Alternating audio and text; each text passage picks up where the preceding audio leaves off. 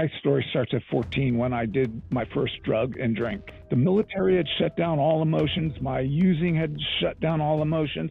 And to get sober, you must, absolutely no other way, is to embrace your emotion. Technology is an addiction. It's like in the addiction category. We're constantly needing extra hits of dopamine, and we don't no longer get it from our technology. We're going to reach for other things. Those who created the apps understood the dynamic of addiction and built it in. These are all ways of how, the most powerful people in the world read these things. This is how they interface with the world. This is how come they're so successful.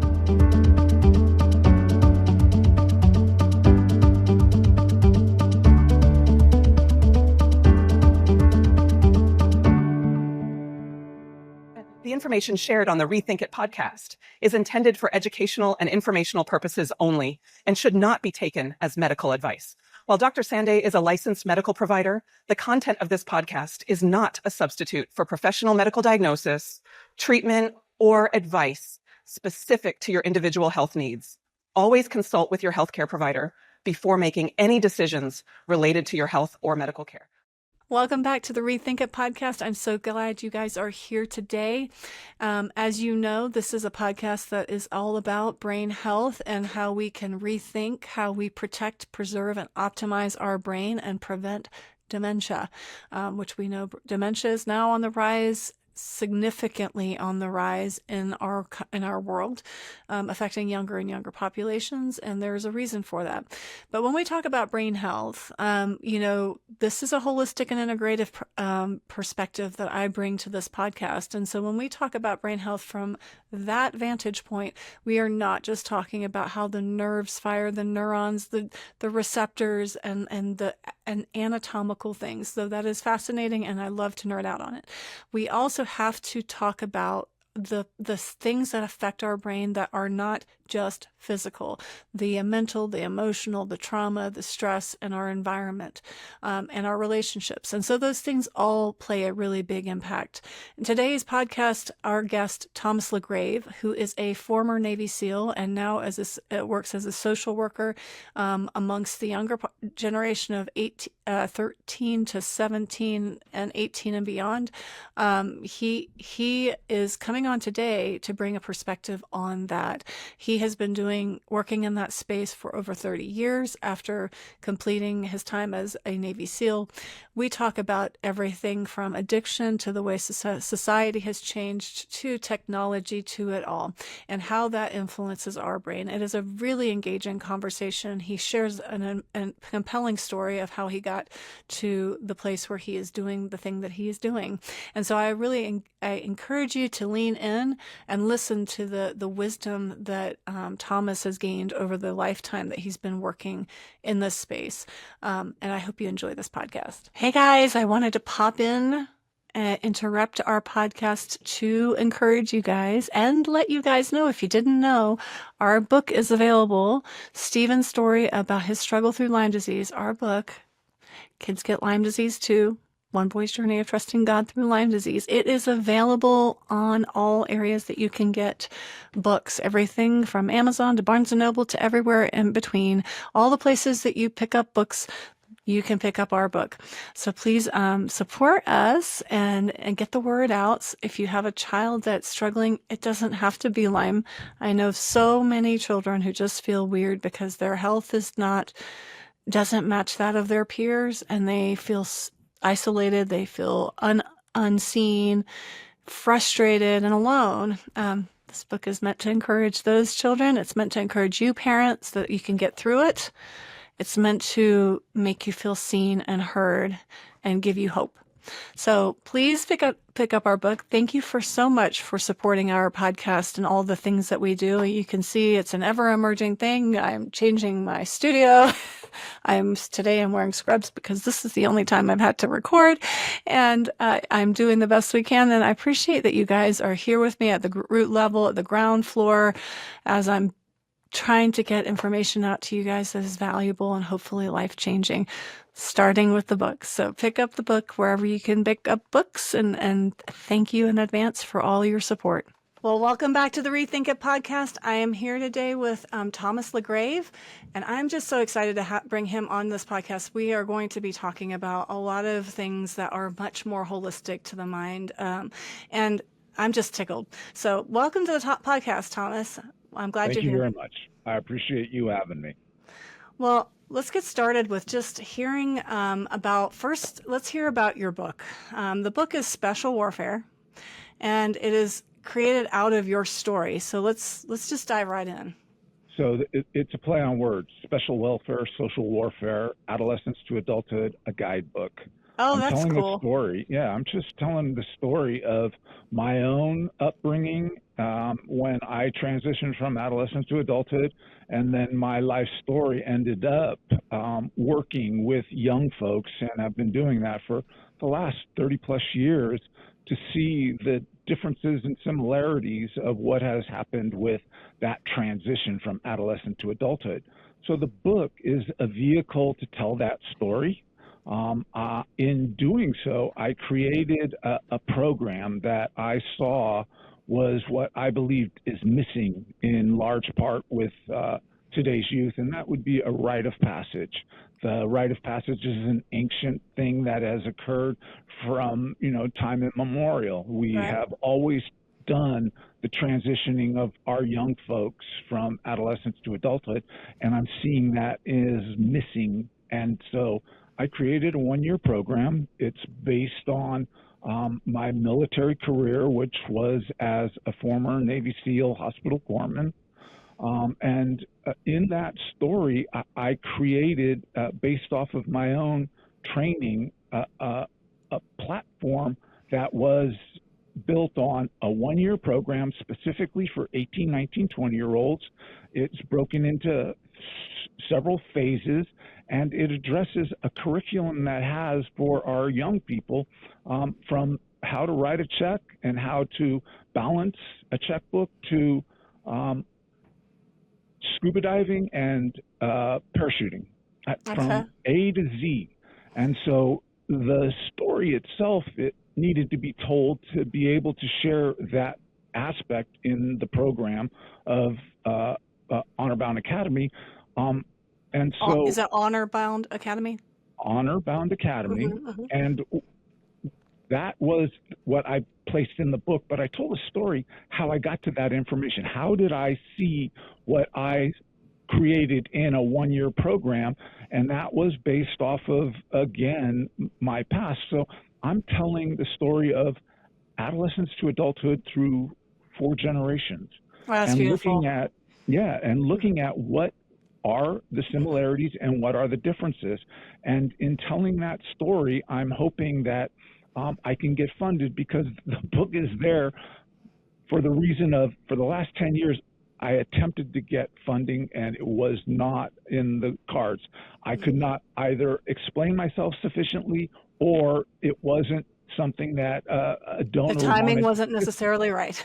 Exactly. Yeah. And so rather than leave it on the, on the shelf table or on the shelf, I decided to write a story explaining how I came up with the program, and then putting all that information into the end so that you could see for yourself and judge for yourself validity. Is this something that can work? And if it does, maybe I'll find the donor that way. At this stage, I just didn't want to lose all the information. So the story of special welfare, social warfare, adolescence to adulthood, a guidebook is written. Let's dive into that a little bit, but I want to go back to that title, because it's a really interesting title. But before we do, will you just give us pull back the curtain a little bit and give us some of your story? Like, what was your story that drove you into even the space of working with children in that age group? So my story starts at 14 when I did my first drug and drink. And before I was 15, I was an addict alcoholic, but didn't know it. So I'm taking We're talking that addiction. 1970s. Yep. This was in 1974, 75. I graduated high school in 1977, went to college for a year, but ended up on academic probation because I was partying instead of going to school. And so I lost a scholarship that I was on, and ended up having to go back to my parents' house and go to work. And at that point, I ended up within the year getting asked to leave my father's house because I was caught getting high with my siblings. And so my father said, out you go. And this is 1978, and I'm not ready to go back and explain to him or beg him. So I decide in 1978, Vietnam had just ended, 1975, and nobody wanted to go in the military, and that's what I chose to do. I went in the military. I did not have a clue. I brought with me addiction. The military didn't cause it. It was what I brought with me. And I found out in the third week of boot camp, you can do a screening test to become a Navy SEAL. At that point, I had no idea what a SEAL was. But liking to have a challenge, I went and took the screening test and passed. Oh, wow. Long story short, I ended up on the Silver Strand at Basic Underwater Demolition SEAL Training, starting a 6-month program on, August the 27th. And I graduated February 29th, 1980 in what is called Class 106. And from there, life was amazing. I was allowed to do things that you couldn't in your wildest dreams imagine. But again, I brought with me the addiction. And with all addicts and alcoholics, there's an arc. Some self-destruct sooner than later. Mine destructed in the 9th year of my military career. I was discharged from SEAL Team 1 for drug use, given a general under honorable, and sent packing with absolutely a severe addiction to all these drugs and alcohol, and no place to go and no understanding of how to live life. And so that's the early stages of what brought me into working with youth, because I entered a recovery facility, and in 90 days, I did 90 meetings in 90 days and was able to physically break the addiction. But then you have to figure out how to live life. And what I had done in the military had no equal in the civilian world. And I was not attached to it. I was one within being a Navy SEAL. Yeah, that was your identity. Your identity was a Navy SEAL. Yeah. And so at 1 year of sobriety, I'm in fear. It's the first time I experienced this type of fear, this type of emotion, and it was because I knew I was going to use again. And so I came up with an unconventional way of trying to alleviate the problem by taking a job as an overnight counselor at an adolescent recovery facility, working with young people ages 13 to 17 at the same time that I started using, so that I could see, because at that point, I could not remember my past. The military had shut down all emotions. My using had shut down all emotions. And to get sober, you must, absolutely no other way, is to embrace your emotions. And so in doing that, I had to see it to figure it out, because I couldn't remember it. Wow, this is really good.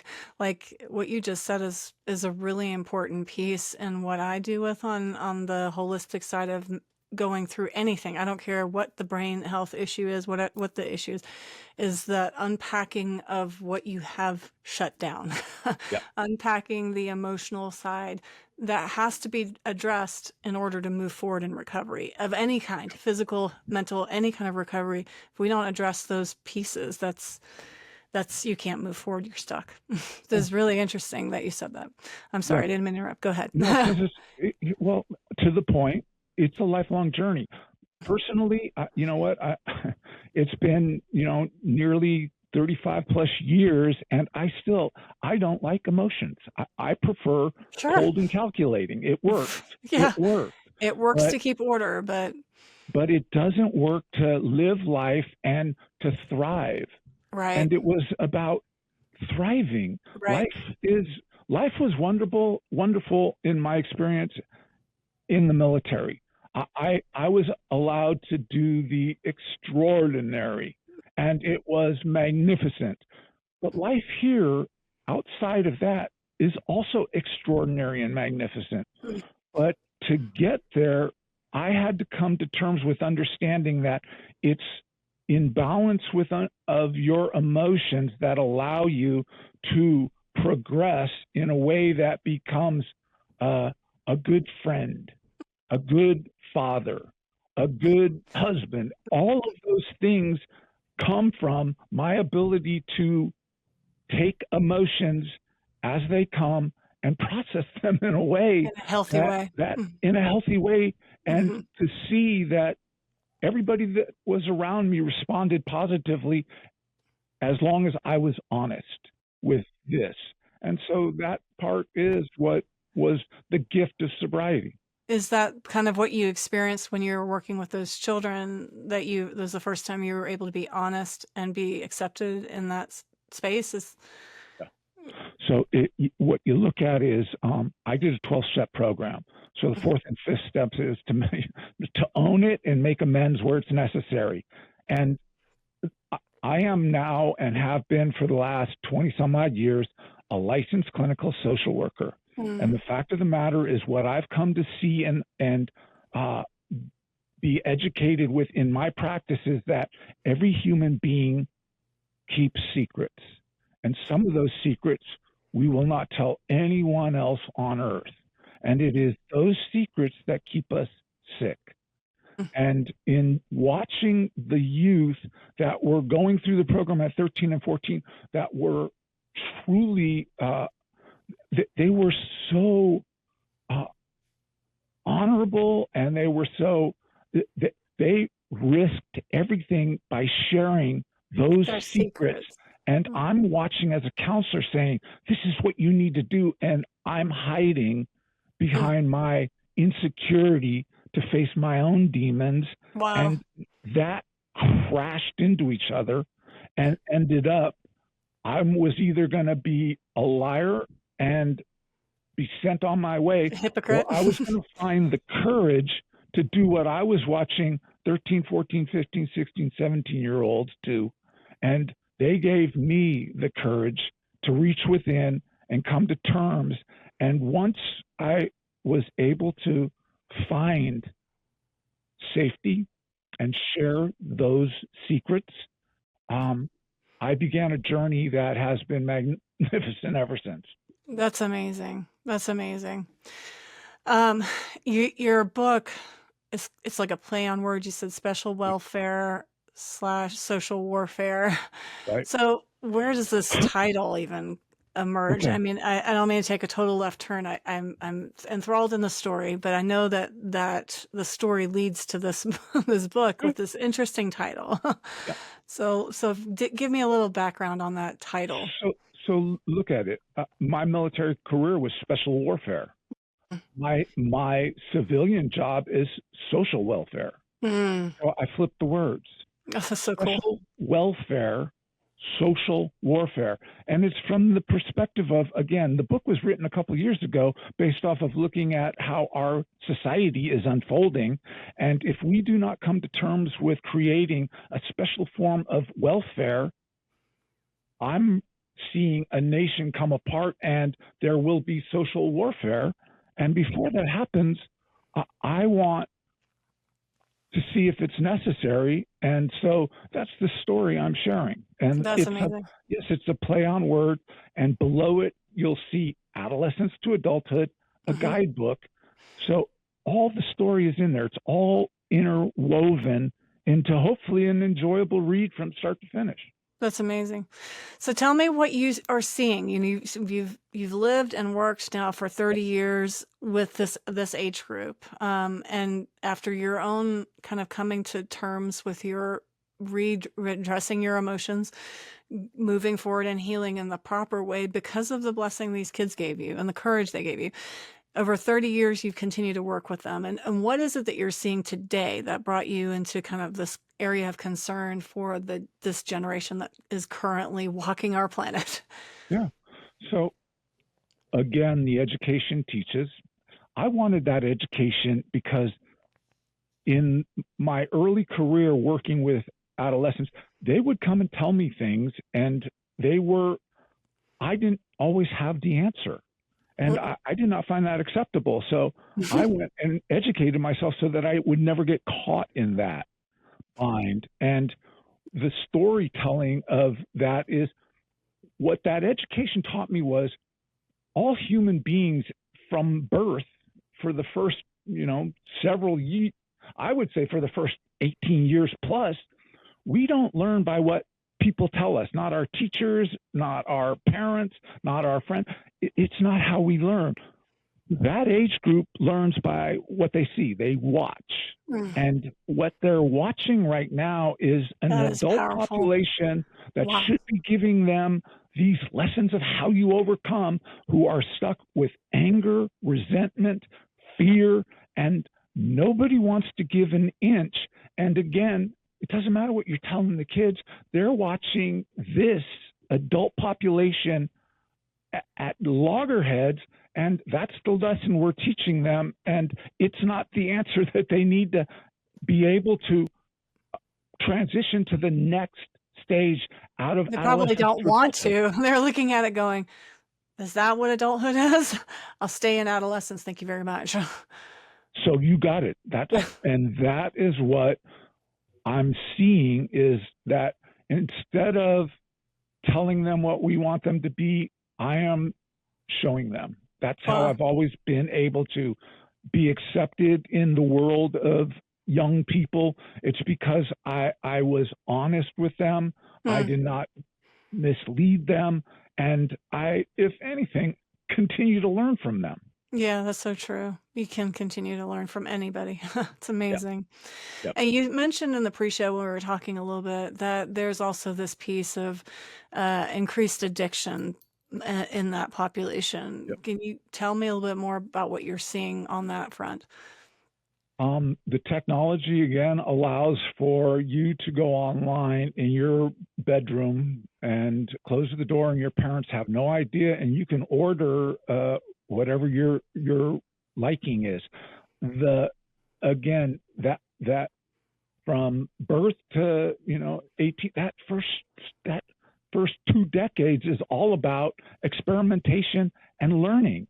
You want these experiences, and you hear how marijuana or Xanax, and you're now able to order it and have it delivered to your home without anybody knowing it. And what is the key element to today is the fentanyl. So you order something to have an experience, to have something that you're going to go up in your room, you close the door, you put your music on, you set the blinds, you're ready to, and you took, and it had a hot shot of fentanyl in it. And the next thing that happens is mom and dad come home, open the door, and that's what that reality happens to too many families right now. Yeah, and it does. Just, how do you process that? Yeah, I find that it's an under. I mean, there are conversations around addiction because of technology. I mean, it is a well-known fact that in fact, I think the DSM, which is the diagnostic manual, for almost 20 years. I remember when it went into the diagnostic manual that technology is an addiction. It's like in the addiction category, but it's I think what we did 20 years ago compared to now is underestimate the power and the influence of that addiction and how it creates a problem in the mind. When we deplete our dopamine stores, or we're constantly needing extra hits of dopamine and we don't no longer get it from our technology, we're going to reach for other things. The other problem, I think, when we deplete our dopamine stores is that we also now don't have motivation, natural internal motivation to do anything. There's so much involved in what happens in that addicted brain that keeps us from moving into the next stage. And that's kind of what you touched on earlier. You said something about that rite of passage. Right. Earlier you were mentioning, there were different rites of passage that were obvious for teenagers going into adulthood. Can you expand on how that was in the past and what you're seeing now? When I transitioned from adolescence to adulthood, the choices were you go to school, you go to work, and in my case, you go in the military. And when those are what stand in front of you, you can process that 1, 2, and 3. The mind can handle the presentation of 3 aspects of what you want to choose for the next stage in your life. Today, the technology, again, it's wonderful. It has its wonderful aspects, but the other side of it too is you can go on, and when it was created, all those apps, it's already been stated, those who created the apps understood the dynamic of addiction and built it in. They built it in because they want to monetize it. Right. And they chose monetization over our young people. That's right. That's right. And therein lies the dilemma that we as a nation have to come to terms with. Otherwise, what is happening with young people today, and that is anxiety, depression, and suicide, is off the charts. And the question is, does it have to be? Right. My question, one question I have on that is in your program, when you're working with these kids, do you remove access to technology or limit access to or anything like that?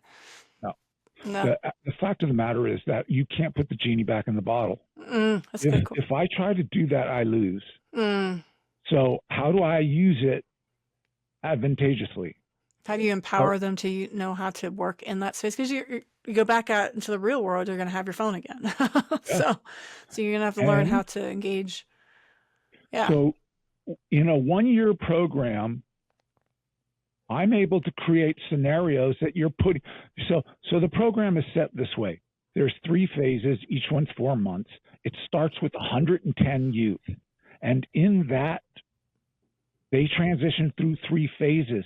And in each phase, as you're teaching them, I'm putting them into real world scenarios where they're going to fail. I am going to make it so they fail, because you have to understand that failure is a human right. I have a right to fail. And I am not a product of my successes. I'm a product of my failures. Amen. Say that again. That's a great statement. I am not a product of my successes. I am a product of my failures. Yes. And so I teach that, how to overcome failure, and then creating circumstances where you're put in that you have to seek outside knowledge in order to overcome the day's challenge. And the class comes together and you break them into groups, and it's like you want to make competition because competition's cool, and who's going to be the first one to succeed. And in doing this, I have utter and absolute control of how I present it, the purpose and meaning of it, and how you will afterwards bring them all in a classroom and have a debriefing to understand what went wrong, how do you build on it, what do you do to change so that the next time. And imagine that for a year, you're daily putting these challenges, and you're allowing the technology to be part of the support system. Oh, wow. It's not the key. Yeah, that's smart. Very smart. I love that. Yep. I'm going to take a little detour, and I want to go back because your story is so engaging with how you got there. And it's not very many people who've been Navy SEALs and been in the military and all that. So bring us back to that kind of, you came in with addiction, but we know our veterans have a lot of exposure to things that we average citizens do not. They have more risk of TBI. They have more risk of kind of being and putting in situations that are emotionally challenging, that require processing, that which we would otherwise call PTSD, right? It leads to just a subtlety of chronic PTSD, even if it's not you're not in a combat situation. So tell me how your exposure and your experience as a Navy SEAL, on top of having the addiction, how that impacted you. So let's put this into a better box. From 2009 to 2016, I was what was called a military and family life consultant. I was a DoD contractor, and I was sent in to all the branches of the military to be there for active duty personnel and their family. And I went anywhere in the world where you had bases and military. So I was able to see a nation at war 2009 to 2016, and working with these commands. Because of my background in special forces, I was allocated to Special Operations Command, where I work specifically with the Army, Marines, and Air Force and Navy Special Forces to see what was coming back from downrange in the moment of their experiences where they were still going to be redeployed. And what you're looking at there to how I now perceive how I interact with veterans, and have watched the Veterans Association, the VA has taken the bull by the horns. They know there's a problem, they know there's issues, and they're doing everything in their power to make resources available to veterans. The problem is the stigma. Had it not been crashing into a wall and knowing that my life was going to end as a drug addict if I didn't do something different, forced me to overcome the stigma of mental health. Today, it's still a stigma. I was a military family life consultant. I spent 7 years. I was in the command structure. I was sitting amongst active duty personnel and their families, watching all of that occur. And it's still, to this day, a stigma that we as human beings, especially the male, again, let's go back to the emotion. Emotion in that world is the enemy. Mm-hmm. And with it, making it the boogeyman, it becomes just that. Mm-hmm. It's stigmatized. Mm-hmm. And so that's interesting perspective. Mm-hmm. So how to overcome that? I'm continually in the process of, in my own private practice, working with military personnel and knowing that the VA is being put under stress, as are many of the institutions. And I'm hoping that there isn't a diminishment of what is there and is available, because they're trying and to a degree succeeding, but the future's uncertain. So that the stigma is the key element that I was graced by young people and forced to come to terms so that I could live my life amongst them. And that is what I now bring to a private practice. And more than what I say, it's what I am that makes that difference. Yeah, that makes sense. We do a lot of work in kind of what we call neural retraining or limbic. You can, retrain the brain when it comes to the more longevity piece of recovery, like having to take note of where our mind naturally goes in default mode, and capture that, recognize that, and retrain it. It takes a lot of intentionality and it doesn't stop. It's not something that we can do overnight and then we've retrained our brain, we're good to go. But I find that in the PTSD world, and that where you're hypervigilant, like you're in a space of hypervigilance when you're working as a SEAL, right? You're trained, like literally trained to go in one direction, that though good for the circumstance, good for the career, may not be good for the person long term. And that same degree of training that you had to do in the military to have mental fortitude to endure a Navy SEAL type job, right, takes the same amount of intentional training and effort to revert into being able to have a healthy balance. Does that make sense? Is that, and I think that's what your program's doing. Isn't that what kind of the... Well, also now looking at, again, all clinicians, we evolve, we get better with time if we're good at all. And in that arc of becoming better and better and better, it was to understand that very thing, that let's be very specific now. We're talking military personnel. male, female, not necessarily special forces, but because everybody is trained in that go this way type mode, what is absolutely and utterly part of the military domain, it is systems. There are systems always being updated. And when the system is updated, it comes with a book on how to change. So take that mentality when you're the clinician to say, okay, I'm not going to fix you. You're going to fix you. And here's the information. And I need you to read it because I need you to do this for me. And I give a homework assignment. And that is because retraining, I need to use what was already there, that rail of constantly under educational, System. premises as to how it's your life. And you better learn how to. And so looking at it from that perspective and assigning, people are smart.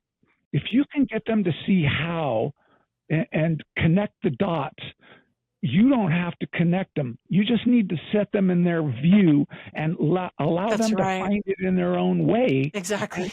Yeah. You're retraining and again, it's not the program, it's the system. That makes total sense. Yeah. That's brilliant. One of the other points that you mentioned in this sort of rite of passage, I'm taking another detour here, but on the rite of passage piece, when kids kind of in the older, like prior generations would kind of have this choice of three things, I would say as that kind of went, that was kind of the situation until the early 2000s. And then Pandora's box was open. One thing that you kind of mentioned was that because we do no longer have those kind of easy choice kind of situations, they have too many choices. They also fail to form a proper identity. Right. How is that manifesting? Like, what do you see in that? Expand on that for me. So I am, again, an active therapist. I have probably a half dozen folks that are in their 20s. And it is an absolute banging of my head on how to understand the manner in which they will receive information. They process differently. And to be able to have that occur, I will be unconventional and outside the box as more times than not on how I pursue. And again, identity is, in the past, identity came from a loving, caring, surrounding environment in the home that allowed you to find self. And then by finding self, you were able to find like others. When that's not there, you have to figure out how to surround the individual with information that makes sense to them and is twofold, is knowledge to learn from, but emotion to be awoken to.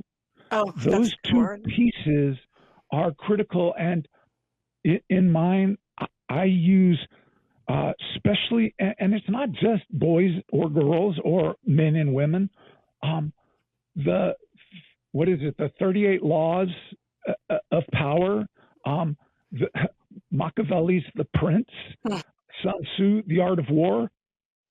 These are all ways of how, the most powerful people in the world read these things.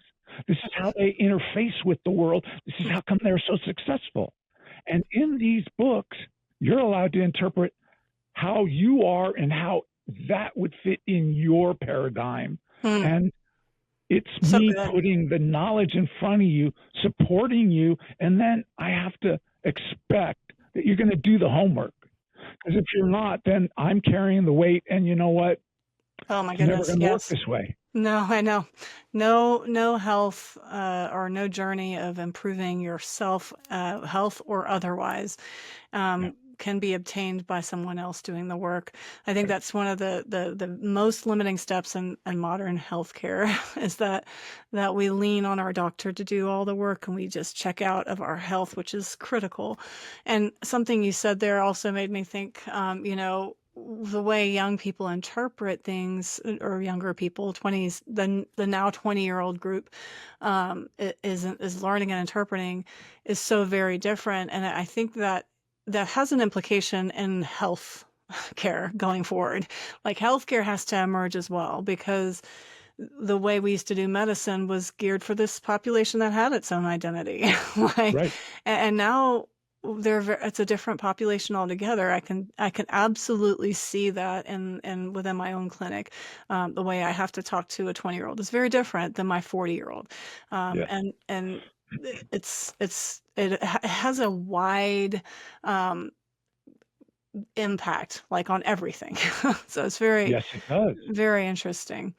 Well, I'm very excited about your book. I think there's so many pearls in there, and I like that you wrote it in a story form and that you laid yourself bare in it. Because honestly, the authenticity and the transparency that comes from your failures that we lay bare before people speaks more than us standing from a platform of I'm an educated person and I know the right thing for you. Whoops. And so I'm really thankful for books like this that come out and have that tone, that bring it to bear. It will help more people that way. Well, go ahead. Yeah, you know what? It has to be a message of hope. I want to leave young people and all people looking to tomorrow and seeing hopeful. Because right now it's helpless and it's not. You're right. It's helpless and we are not. With no future. With no future. And it's what we do with you allowing me to have this moment to have my voice to share. I'm grateful for that, because you've allowed me to hopefully put something out to at least someone that tomorrow holds potential for hope. Amen. That's a great place to stop right there. That was a great comment. So tomorrow holds hope. Say it again. Tomorrow holds hope. Look to tomorrow, not as helpless, but that there is hope. That's right. Hope has a profound impact, and it will carry us when it's hard. So thank you so much, Thomas, for coming on today.